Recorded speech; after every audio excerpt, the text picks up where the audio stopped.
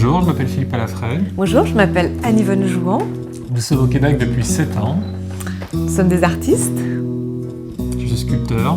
et je fais des collages. T'es un artiste,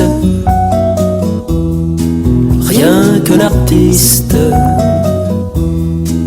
Les pieds bien ancrés dans la terre et les yeux tournés vers la mer. T'es un artiste, t'es un artiste, idéaliste, avec des rêves et des Anne visions, Palafray. quelquefois des Bonjour. Merci illusions. de m'accueillir. Ça me fait plaisir. Cette belle matinée de soleil, soleil qui est plutôt rare ces temps-ci. Oui. Ça va être à la fois fascinant et un peu difficile de vous interviewer parce que c'est tellement large, votre parcours et les formes d'expression auxquelles vous adhérez maintenant, vous et votre conjointe. On va essayer de remonter le temps un petit peu. D'accord. Vous êtes français, Français. québécois. Italo-français. Italo-français Ouais. déjà. La Savoie, je pense, dans votre cas. La Haute-Savoie, oui. Et dans le cas d'Anne, avec qui on va également s'entretenir, Ça la sera Bretagne. La Bretagne, tout à fait. Ouais, un beau mélange. Oui. Et vous vous êtes rencontrés dans un contexte particulier en Europe. Racontez-moi un petit peu. Voilà, donc on s'est rencontrés pendant nos études à Drouot. Drouot, c'est le grand centre de vente aux enchères d'art français, qui correspond à Sotheby's ou Christie à l'étranger. Et voilà, donc on s'est rencontrés à ce moment-là. On a travaillé ensemble pendant 2 ans à Drouot. Et après, pendant 10 ans, on a ouvert notre propre maison de vente aux enchères et d'estimation en Bourgogne. En Bourgogne. Voilà. Lorsque, à Paris, c'était déjà, j'imagine, occupé par d'autres institutions. Voilà, à c'est ça? Paris, il y a Drouot, justement. Il y a Drouot, Et puis la Bourgogne se situait pile poil au milieu entre la Haute-Savoie et la Bretagne. Donc, C'est un beau compromis aussi. pour pas faire de jaloux, Géographique. on a choisi le centre entre les deux. Et puis, c'est surtout là où une place se libérait. Voilà. Et pour exercer ce métier-là, vous avez chacun dû faire vos classes. Voilà, donc il y a plusieurs solutions. Donc, moi, j'ai commencé en bas de l'échelle à Drouot, en fait. Et puis, À Drouot même. À Drouot même, voilà. Et ma femme, elle est passée par ses études d'histoire de l'art et de droit pour arriver à être commissaire-priseur. C'est ça que j'ai compris. Donc, autant des connaissances du point de vue droit, administration, que Voilà. dans l'art comme tel, parce que Tout à fait. c'est des règles établies depuis longtemps et c'est assez Oui, voilà, précis voilà. C'est très, en très, France très, comme en Europe. très tous ces précis, oui, domaines-là. voilà. C'est vrai que le métier de commissaire-priseur a une partie volontaire pour tout ce qui est œuvre d'art et puis une partie judiciaire pour tout ce qui est vente judiciaire de faillite ou de... Voilà, donc on s'est retrouvés un petit peu au milieu de tout ça, puis on s'était créé une spécialité dans les arts du XXe siècle. Déjà, on était attiré par le côté moderne des antiquités et de l'art, donc spécialisé dans les années 30, 40, 50, 60, 70 même. Et qu'est-ce qui était l'élément déclencheur pour faire ce saut-là, Pour faire le saut traverser du côté-ci? Puis, au Québec, pour, à mon avis, le même élément déclencheur qui a fait venir tous les immigrants au Canada, au Québec, à toutes les époques. On voulait changer, on avait l'âge où il fallait de toutes les manières qu'on change, qu'on agrandisse, qu'on investisse. Ouais. Puis on s'est dit pourquoi pas donner une autre chance même à nos enfants de voir autre chose. vous aviez déjà des enfants à ce moment-là? On avait déjà nos 3 enfants, oui, tout à fait. Donc c'était une opportunité. Moi, je connaissais un petit peu le Québec, j'étais déjà venu, ça m'avait plu, énormément plu. J'avais trouvé ça très très beau. C'est sécuritaire par rapport à l'Europe. Puis c'est un peu le rêve de voyager, quoi. Donc voilà. Puis au départ, vous aviez déjà une idée assez précise de l'endroit où vous atterririez. C'était la région de Québec même? C'était la région de Québec. C'était l'île d'Orléans. Ouais. C'était aussi précis. oui, c'était aussi précis. Voilà. Fait le tour de l'île. On a fait le tour. On était venu un petit peu avant et tout de suite, on est tombé amoureux. Tous les deux, on est tombés amoureux de l'île d'Orléans. Et c'est en prenant le traversier, en fait, on trouvait que la vue était magnifique. Et il y a une dame du Québec qui est venue nous voir en nous disant, vous savez, si vous allez sur l'île d'Orléans, le soir, vous allez avoir une vue à Sainte-Pétronie, vous allez avoir une vue de Québec qui est imprenable. Et effectivement, le soir même, on est venu et on a trouvé ça tellement beau qu'on a cherché tout de suite à acheter. Ça a été assez rapide, en fait, on l'a trouvé assez rapidement.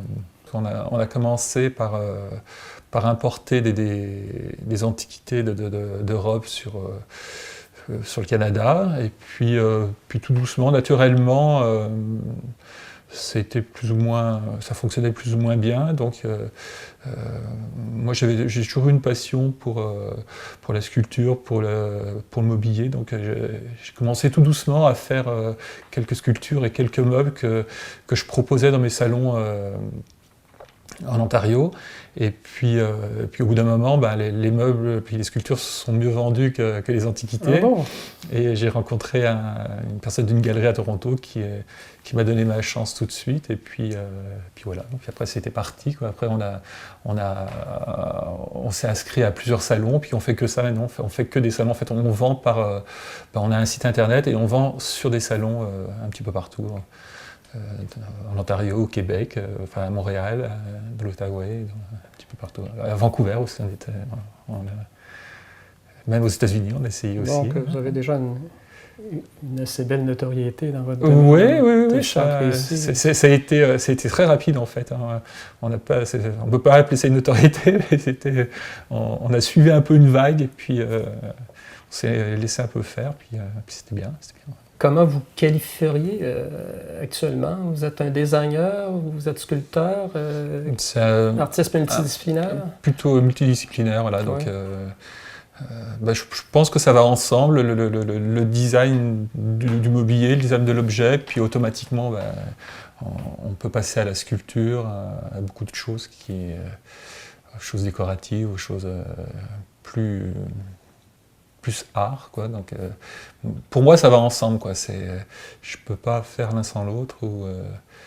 Et puis dans notre travail aussi, il y a autant de place pour la sculpture que pour le design. Donc, moi, je vis très bien cette situation, quoi. On sent aussi dans vos œuvres qu'on parle beaucoup du métal, mais il n'y a pas juste le métal. Non. Il y a le verre, le plexiglas. C'est souvent mélangé dans chacune des œuvres. C'est mélangé et aussi j'essaye de plus en plus d'introduire des nouvelles technologies là, pour mettre des écrans à l'intérieur, du son, de l'image. Voilà, donc ça c'est pour ce qui suit. Je pense qu'il y en aura de plus en plus, parce que c'est ce qui m'intéresse de plus en plus maintenant. Vous m'avez confié aussi qu'un de vos propres garçons étudiait dans le domaine de l'image et du son. Voilà, il est à l'Institut supérieur de l'image et du son. Donc, vous êtes à bonne enseigne. Voilà, quelqu'un de tout proche qui peut vous... qui peut me renseigner, qui m'aide surtout à maîtriser ces nouvelles technologies. Puis d'avoir des audaces, de vous permettre des audaces par rapport à... Tout à fait. Des artistes qui seraient plus cantonnés dans une pratique traditionnelle de l'art. Je pense que quand on commence ce genre de démarche, de vouloir faire de la sculpture ou de vouloir avoir une démarche artistique, il faut vraiment s'ouvrir à tout, quoi. Moi, je le conçois comme ça. Il y a d'autres personnes qui restent cantonnées dans une matière, Et moi, ce qui me plaît, c'est de pouvoir m'ouvrir à toutes les matières, quoi. Aussi bien la technologie, le métal, le plastique, le bois, c'est ce que je trouve excitant en fait dans le travail. Voilà. Et j'ai remarqué, mais c'est peut-être normal pour un artiste qui a des choses à dire, mais vos œuvres parlent beaucoup aussi. Pas juste question de faire parler les matières, mais il y a des messages qui sont très présents, des confrontations de contexte. Là, juste autour de nous, on voit des anémones, on voit dans un autre tableau, vous me disiez la présence d'une silhouette urbaine qui est un peu en filigrane. Tout à fait, voilà, c'est une série sur un petit peu sur les mondes engloutis, quoi, sur la montée des eaux, sur la fin de l'existence, où de toutes les manières resteront les premiers êtres, les méduses, les raies, tout ça, c'est eux qui finissent par survivre. J'ai fait la même chose avec des baleines aussi, qui se promènent dans des cités comme ça. Et c'est là où, parce qu'on se rend compte en fait que les humains, c'est pas grand-chose quoi dans l'histoire de la vie. Donc, on est fragile. Vous considérez qu'on est fragile, très, très on est fragile. vulnérable parce qu'on voilà. est plus sensible au stress urbain. Puis, Voilà, puis on fait surtout pas attention à tout ce qui nous entoure, quoi. Il y a des gens qui font attention, mais il y en a très très peu, quoi. On dit, on vit sur du temps emprunté. Exactement, ouais. On respecte moins l'ordre de plus en plus emprunté, écologique, puis ouais. on veut devancer les choses. Puis, donc, vous avez une vision qui, sans être pessimiste, est quand même très réaliste. Non, voilà, pas pessimiste, mais surtout très réaliste. Et je pense qu'il faut le faire voir par n'importe quel support, quoi. Il faut en parler tout le temps, parce que c'est la seule façon de ne pas oublier qu'on est vraiment de passage, quoi. Il faut qu'on laisse d'autres supports à nous, justement la Terre dans un bon état pour les générations qui suivent. Donc en parler, c'est le plus important, quoi. Peu importe de la façon dont on en parle, il faut en parler. Et avec d'aussi belles choses et des messages quand même qui sont provocateurs à leur façon, vous avez le sentiment de rejoindre quelle catégorie de personnes pour l'instant? Des gens qui sont avant tout des amateurs d'art ou plutôt des gens de jeune génération qui s'ouvrent à... Après, bon, c'est une histoire pour la vraie vie, c'est une histoire de moyens, quoi. Il y a beaucoup de jeunes personnes qui aiment parce que c'est assez moderne, quoi. Mm-hmm. Et puis mes acheteurs sont plutôt des gens un peu plus aisés, d'une autre catégorie d'âge, mais des gens ouverts en général. Les gens ouverts en général, jeunes ou vieux, c'est des gens qui sont ouverts à un art un peu différent de ce qu'on peut trouver. Voilà. Vous disiez que vous apparteniez au regroupement bleu de l'île d'Orléans, donc c'est ça, vous confrontez plusieurs autres artistes dans d'autres disciplines. Est-ce que vous participez à l'occasion à des activités justement collectives? Oui, enfin j'en ai pas fait beaucoup, mais on en a fait une il y a pas longtemps, et c'était très sympa. On a fait un pêche à coucha, je ne sais pas si vous vous souvenez, mais c'était un peu une façon de se présenter par rapport aux autres, parce qu'en fait, depuis peu, on commence un petit peu à se regrouper réellement pour présenter notre travail aux autres, parce que jusque-là, c'était plutôt... tout le monde travaillait dans son coin, puis voilà, c'est tout. On faisait partie du même groupe, mais ça s'arrêtait là, quoi. Tandis que là, de plus en plus, on essaye de parler un peu, puis de s'intéresser au travail des autres pour évoluer, en fait, tout simplement. Considérez que la conjoncture est bonne au niveau du marché de l'art et de l'expression artistique? Au niveau de l'expression artistique, oui, je trouve qu'elle est plutôt... on a quand même beaucoup de sujets dans les informations pour pas être en manque d'inspiration, mais puis au niveau économique, c'est la conjoncture je pense pour les artistes n'est jamais vraiment très bonne, quoi.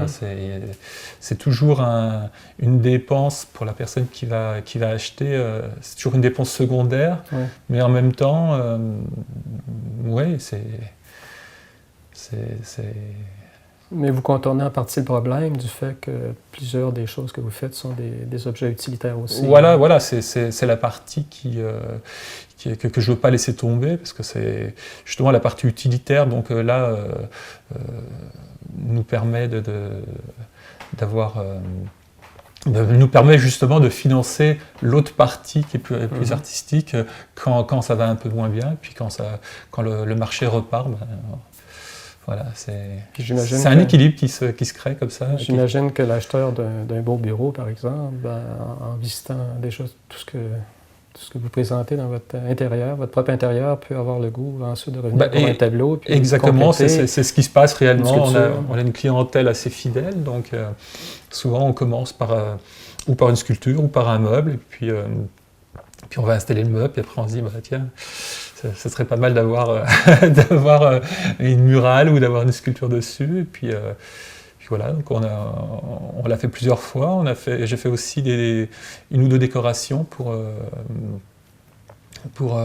des boutiques. Donc ça, c'était, ouais. J'ai travaillé avec Mariouche, la designer de Québec. Là, donc je lui ai fait sa boutique à Québec. Enfin, j'ai une partie de sa décoration.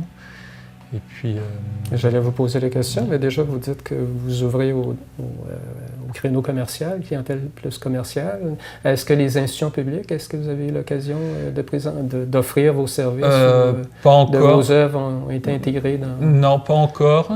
Là, je viens de suivre un cours là, pour le 1%, justement. Oui, oui. Donc, je commence à peine maintenant à m'intéresser. Donc, c'est un peu spécial parce que c'est encore un autre métier. Donc, faut essayer de ne pas trop se disperser. Je pense que, ben oui, pourquoi pas. Mais si j'ai pris le cours, c'est que ça m'intéresse. Mais pour l'instant, vous faites plus des choses qui viendraient meubler, qui viendraient occuper par l'intérieur. Par l'intérieur, voilà, mais le 1% aussi prend les œuvres intérieures, les intérieurs de buildings. Mais comme sculpteur, éventuellement, vous pourriez aussi vous commettre dans des choses plus monumentales pour installer l'extérieur. Bien sûr. Avec sensiblement les mêmes matériaux. Oui, avec les mêmes matériaux, avec le métal, de toutes les manières. On peut, là, actuellement, je suis en train de faire une maquette à présenter pour une demande de 1%, donc, qui sera peut-être quelque chose d'extérieur. Philippe, je vous remercie de cet entretien. Je vous remercie. On va s'être aussi entretenu avec Anne, et puis je pense que vous réalisez tous les deux de très belles choses. Merci, c'est gentil. Je souhaite que l'avenir soit rempli de, comme on dit, de promesses, mais de commandes surtout. Oui. Et que le genre d'art un peu audacieux auquel vous a donné, c'est ça, soit de plus en plus soit intéressant pour je l'espère aussi. Les jeunes générations, les gens qui osent mettre dans leur propre intérieur des œuvres qui parlent. D'accord, merci. Merci beaucoup, Philippe. Merci. Bonjour, Anne. Bonjour. J'ai maintenant la belle Bretonne devant moi. La belle Bretonne qui a quand même sa démarche à elle au niveau production artistique. Alors, dites-moi vous aussi d'où ça a commencé tout ça. Comme Philippe, un amour pour les choses anciennes, tout ce qui était patrimonial. Donc, effectivement, les objets, puisqu'on a travaillé dans le domaine des ventes aux enchères, et aussi le patrimoine bâti. C'est pour ça qu'on vit à l'île d'Orléans aujourd'hui. C'est un patrimoine immense en termes de variété et exceptionnel pour l'Amérique du Nord. Et puis, comme beaucoup, la vie fait qu'on fait d'autres études, mais j'y suis revenue. C'était plus fort que moi. C'est un langage qui finit par s'exprimer. La passion de l'art, c'est puissant. Oui. Et vous faites quoi actuellement de précis dans ce côté artistique? Le médium que j'utilise, c'est des collages. Donc j'utilise toutes sortes de documents, de photos dans des magazines, de livres anciens. Et je colle ça sur du papier, de la maçonnite, de la toile. Et j'utilise aussi de l'acrylique. Donc en fait, je mélange, c'est une technique mixte. Et le résultat est plus dans l'assemblage, la combinaison qui est évidemment porteuse aussi d'un message quelconque selon l'œuvre que vous exécutez. Je travaille sur le temps qui passe. Alors au niveau patrimonial notamment, qu'est-ce qui va rester après nous? Qu'est-ce qu'on doit transmettre? Et l'idée, c'est ce que je vous disais, ce qui m'a inspirée, c'est une phrase de Chastel qui nous dit que ne pas conserver est un sacrifice et conserver suppose aussi un sacrifice. Alors quel choix fait-on là-dedans?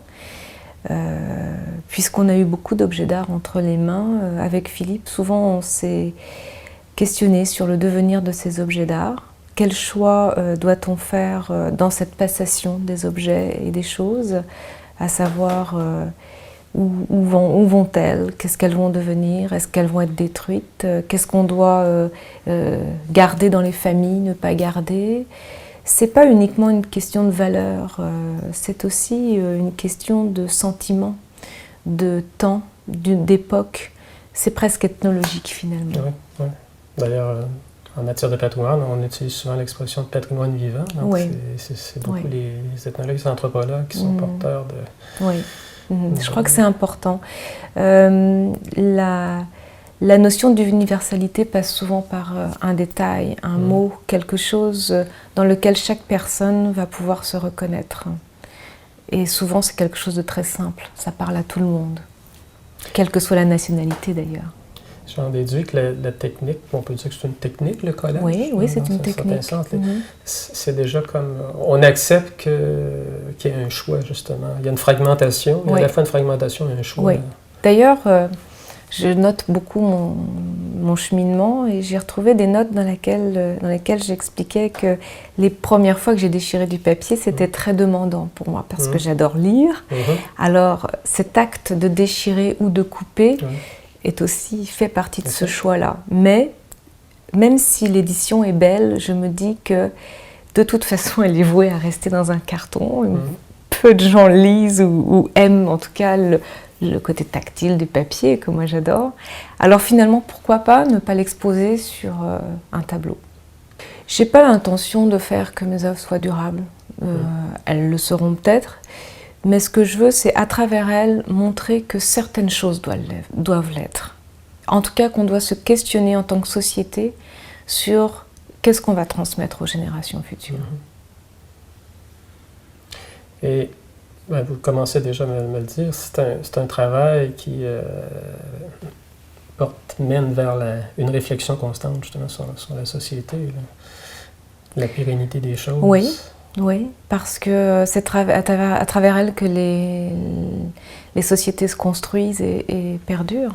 On a besoin de notre histoire, de la connaître, non seulement en tant que société, mais en tant qu'humain. La nature humaine est faite qu'on vient de quelque part et on s'en va quelque part. En même temps, l'institution publique a quand même son rôle à jouer parce que l'art n'est pas forcément un discours accessible d'emblée à tout le monde. Alors, par la pédagogie dans le musée ou dans l'exposition, on rejoint un public qui n'est pas forcément averti et qui n'irait pas de lui-même se constituer une collection ou en préserver une. Oui.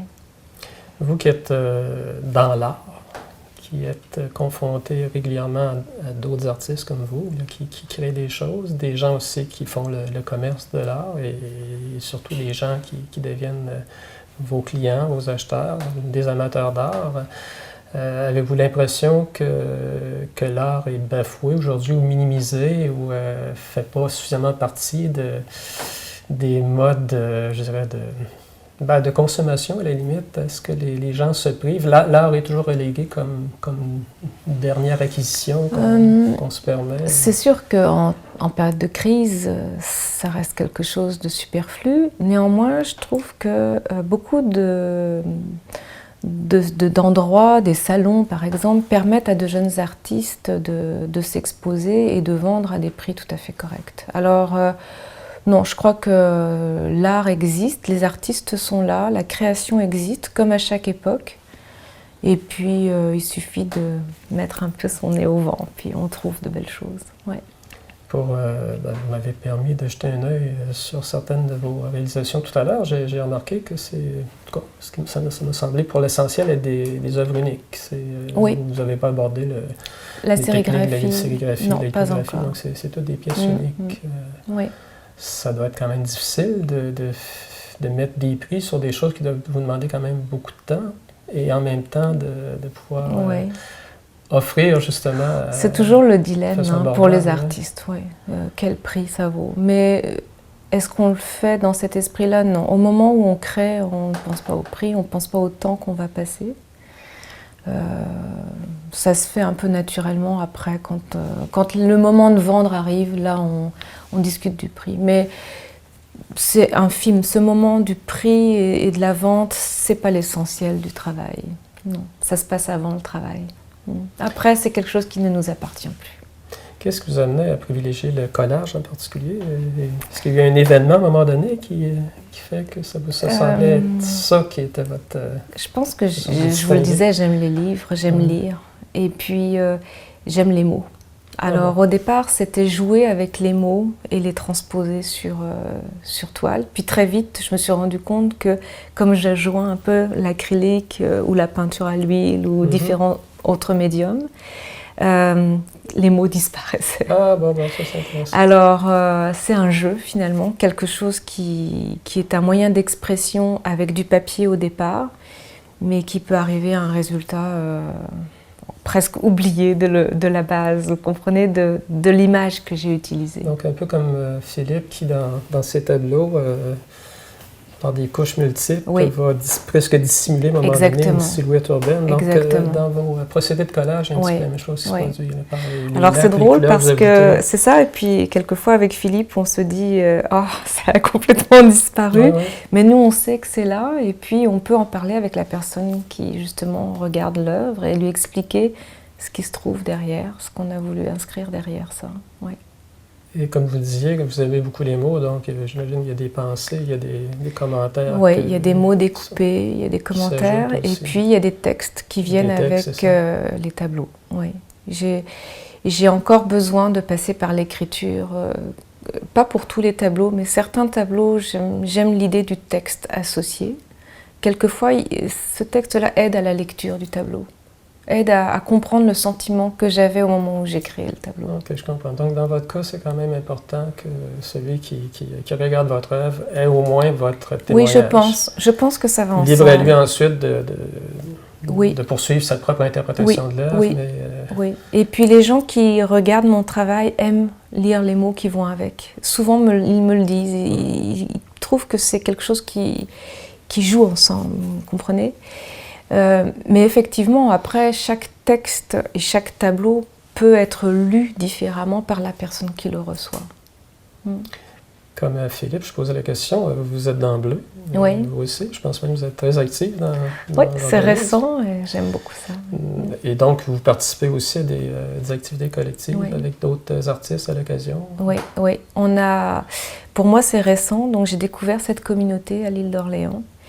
Et j'ai trouvé que c'était essentiel pour les artistes de l'île, non seulement de travailler ensemble, mais aussi de faire voir le travail collectif qui pouvait être produit ici à l'île. L'île, c'est particulier. On parlait du patrimoine. Et je pense que les artistes qui vivent ici sont sensibles à leur environnement. Ils ne sont pas là par hasard. Alors, on a des projets avec Bleu, dans ce sens, pour montrer l'intérêt du travail collectif et en quoi on peut avoir une démarche collective aussi à l'île. Qu'est-ce qui est un petit peu le trait d'union entre tous les artistes, nonobstant les disciplines, les artistes de l'île? Là, en ce moment, on a un gros projet sur le patrimoine, patrimoine paysager, patrimoine agricole, patrimoine bâti, avec probablement d'ici 1 ou 2 ans des expositions, des choses qui vont se faire à partir de ce travail qui aura été fait par les artistes de Bleu. Donc avec autant de fierté, de ferveur, je dirais, dans vos yeux, j'imagine que vous et Philippe, vous êtes encore sur l'île d'Orléans pour un bon bout de temps. On adore ça. Vos racines sont en train de... C'est devenu notre terre adoptive. Et puis, je pense qu'elle nous loueront bien.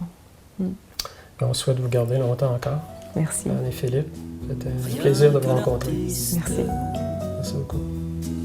Les pieds bien ancrés dans la terre et les yeux tournés vers ma mère, t'es un artiste. T'es un artiste.